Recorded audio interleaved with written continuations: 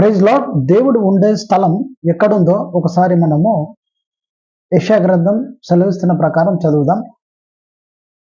దేవుడు ఉండే స్థలం ఎక్కడుందో మనము చూద్దాం. యెషయా గ్రంథం 57వ అధ్యాయం 15వ వచనం. మహాగణుడను మహోన్నతుడును పరిశుద్ధుడు నిత్య నివాసి అయిన వాడు ఇలాగ సెలవిచ్చుచున్నాడు, నేను మహోన్నతమైన పరిశుద్ధ స్థలంలో నివసించువాడను అయినను వినయము గల వారి ప్రాణమును ఉజ్జీవింప చేయుటకును నలిగిన వారి ప్రాణమును ఉజ్జీవింప చేయుటకును వినయము గల వారి యొద్దను దీన మనసు గల వారి యొద్దను నివసించుచున్నాను.